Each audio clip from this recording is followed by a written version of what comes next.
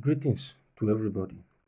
I am Charles Adewale Oyelade, and I'm here today to make a clarion call to the National Judicial Council of Nigeria, the National Human Rights Organization of Nigeria, the Central Bank of Nigeria, as well as well-meaning Nigerians over a matter I can best describe as both fraudulent and oppressive dealings on me by a bank via the wrongful linkage and mismanagement of a credit card that was issued to me sometime in February 2013. This issue has generated a very huge debt, and this debt was in turn lumped into my salary account, and the bank also began to devise all possible means of forcing me to pay for this illegal debt. I decided to approach the court for justice, and the judgment to me were somehow very, very controversial because the material facts were clearly omitted in that judgment. And in fact, in some cases, some informations upon which my case was dismissed in court were totally not true, because I don't even know where they got those information from. I have tried as much as I can to apply all the civil approach I have at my disposal, and it seems that my effort on this matter is getting frustrated. This issue started as far back as 2013, and I have been patient enough to follow all the legal process involved since the bank is not ready to do the needful by removing the legal debt they lump into my salary account. I'm going to go into the details of what actually transpired so that Nigerians can appreciate what I'm really talking about. And I will appreciate if everybody can just listen to me carefully. I'm going to take just the key areas of the storyline, and in the event that there's need for further interrogation or investigation on this matter, I'm ready to make myself available for any questioning on this issue. Thank you. Sometime in February 2013, a Naira credit card was issued to me by the Omok branch of First Bank in Rivers State. I was instructed to supply the details of my salary account for the linkage of the said credit card, which I did. I clearly supplied my salary account number and every other necessary details as required on the mandate form. I executed and submitted the authorized form issued to me at the Omok branch. My salary was being paid into my account at Omok at the end of every month, and from which my facility, being a loan facility I was paying as at then, was being serviced or defrayed at Omok at the end of every month. And whatever interest emanating from the Naira credit card is also charged.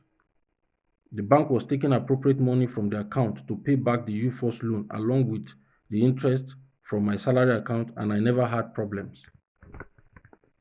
Shortly thereafter, I began to receive a debit alert from a strange account number.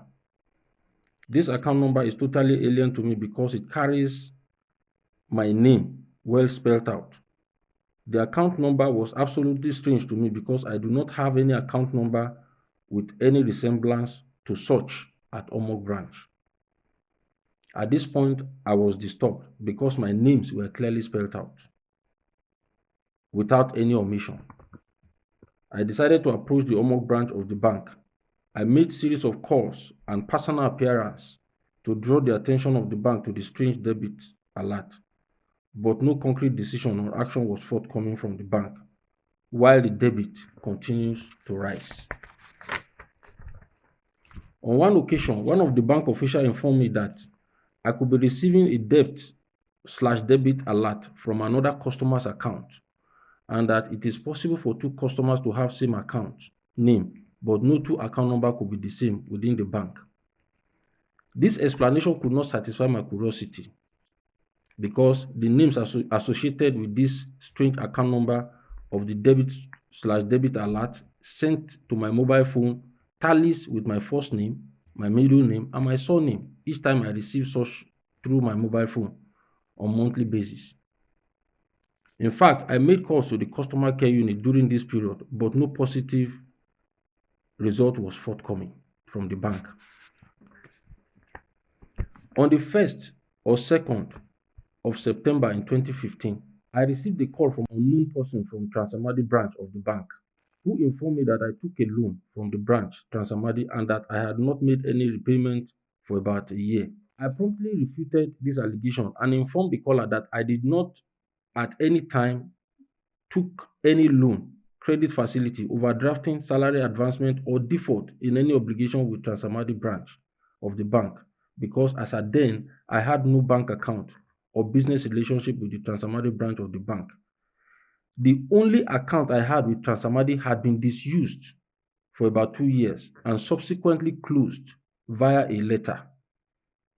The only loan facility I took was with the Omok branch on my salary account, and it has been running smoothly. I visited the bank thereafter to make withdrawals some few days later and was surprised when I could not withdraw cash from my account at Akure in Alagbaka, Akure, Ondo State, when I was in an emergency situation. So I called the attention of the bank staffs to it. After due diligence was carried out by the bank staff,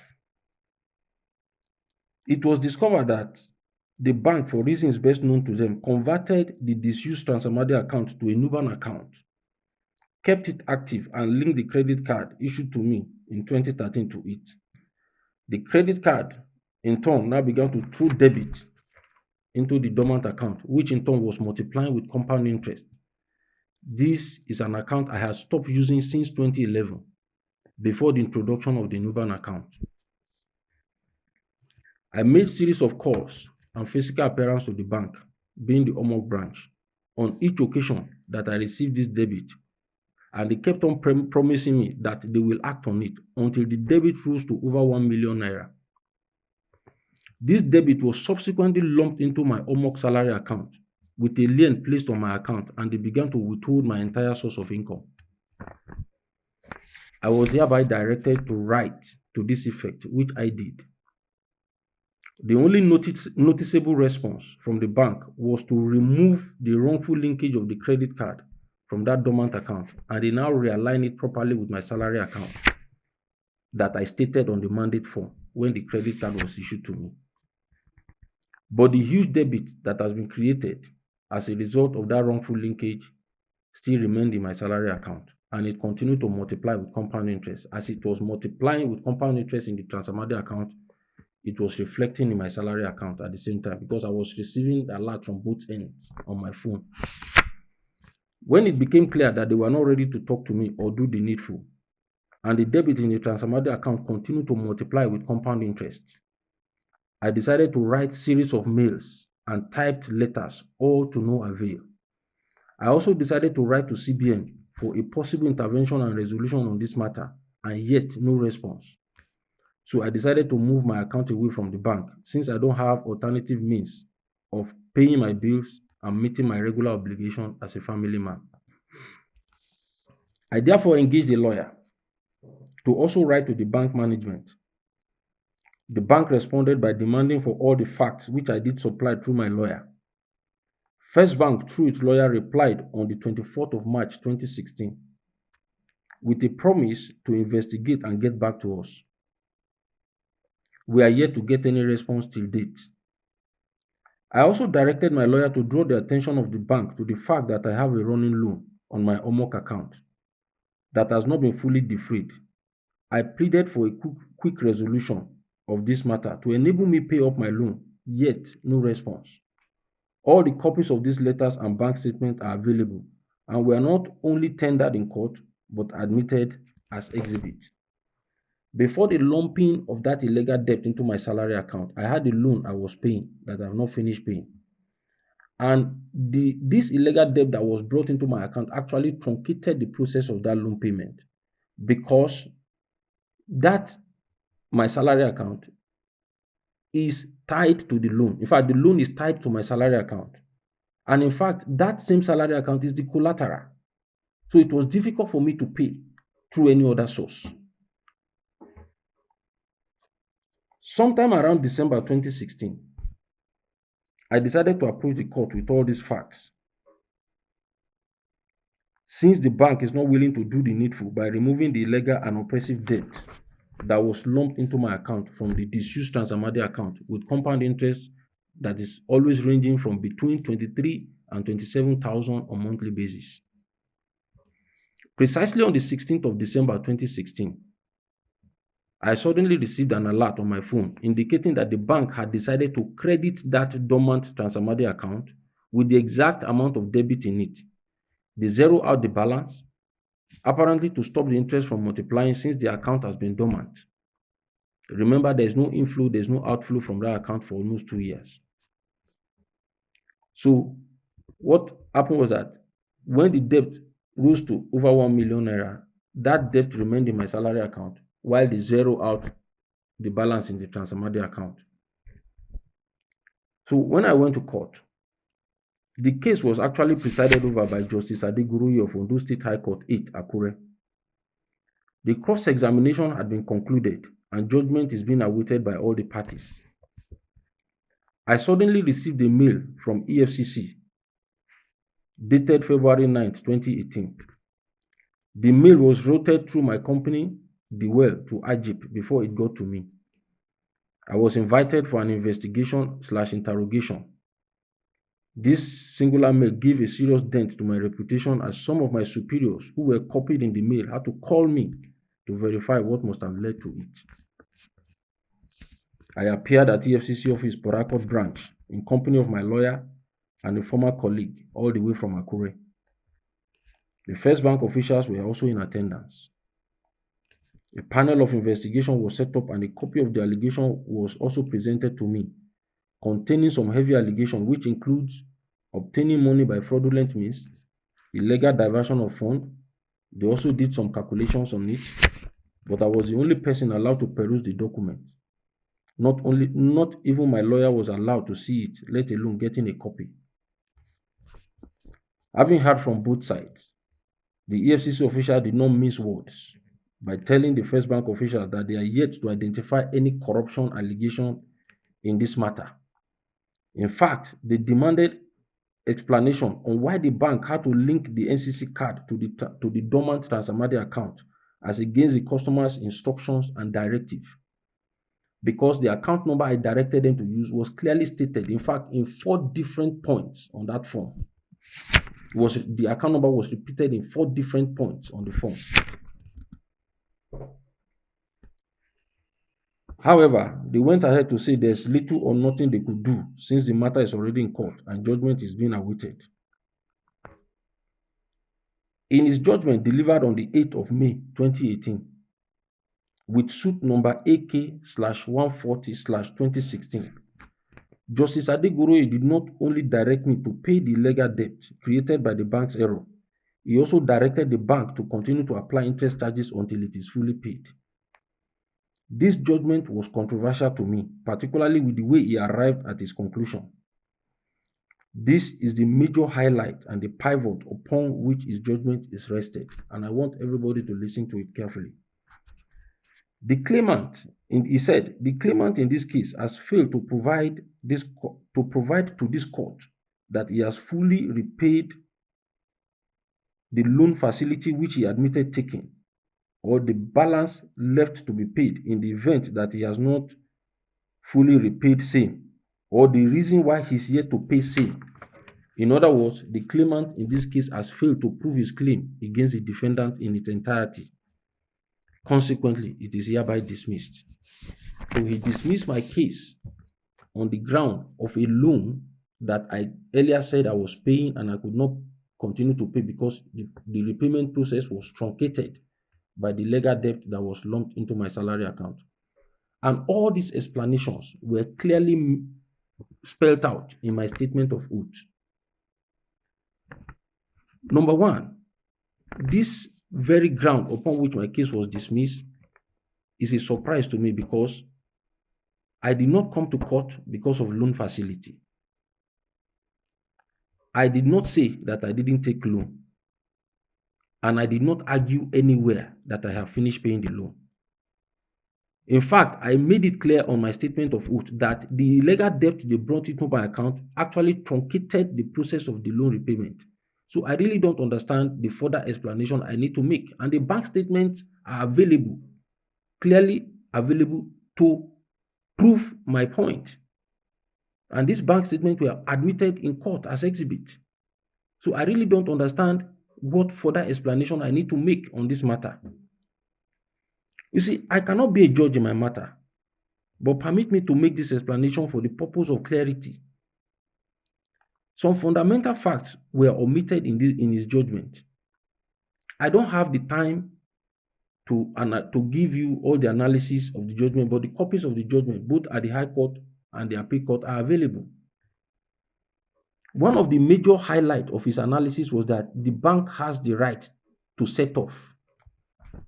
And from my own little understanding about set off, I don't know where set off fits into this matter. But at the same time, I don't want to be faster than the law.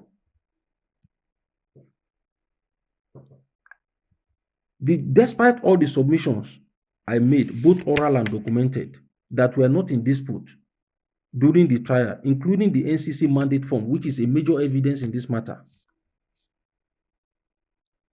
In fact, he made reference to it during his judgment analysis, which I may not be able to narrate. Like I said, I may not be able to narrate everything. But in his judgment, the judge clearly did not talk about the wrongful linkage of the credit card to a wrong account against my instruction. The legal debt that was lumped into my salary account, which truncated the process of the loan repayment. And the redirecting of the credit card after a huge debt has been created to the account I now told them to use on the mandate form, which is evidently clear from the bank statement. The prism of this judgment seems not to have seen or noticed any infraction on the part of the bank. The summary of this judgment to me is that I should go and pay for the bank's error. So I decided to approach the appeal court, and my records were forwarded to the appeal court, Akure Division. In their judgment delivered on the 2nd of December 2021, with appeal number CA/AK/276/2018 by the trio of Justice Hama Akawubaka, James Gambo Abundaga, Yusuf Alhaji Bashir. They also mentioned the fact that an agreement was established through the mandate form and that the agreement must be adhered to by both parties. But my case was also dismissed on these three grounds. One, that I was the first to breach the agreement by changing my employment without informing the bank why I had a running loan. That I failed to prove whether the loan I took had been fully defrayed. They also went ahead to say that my change of employment is fundamental to this case. But please permit me, whether the wrongful linkage of the credit card to a wrong account against my instruction is not fundamental to this case. Because I can say authoritatively that this is even what led to all this gamut in the first place. My dear listeners, this is my plight with First Bank and with some Nigerian judges, I must confess. What is even more worrisome to me in this whole matter is that the copies of the judgment are available both at the High Court and at the Appeal Court. What is even more worrisome to me is the fact that if you go through the judgment carefully, number one, there's nowhere they categorically said the bank was right for what they did. Number two, you will see where they are somehow, or let me say tactically, trying to put up a defense for the bank on this matter. And I have directed my lawyer to file a notice of appeal to the Supreme Court at the Akure Division of the Appeal Court since February 2022. I am still waiting for them to act on this application, while the bank, on the other hand, continue to bombard me with all manners of mails telling me that the debt in that same dormant Transamadi account, that they have even zeroed out the balance. The bank statement is here, that the debt is now standing at about 6 million. They keep bombarding me every now and then with mails. I have all the mails here with me.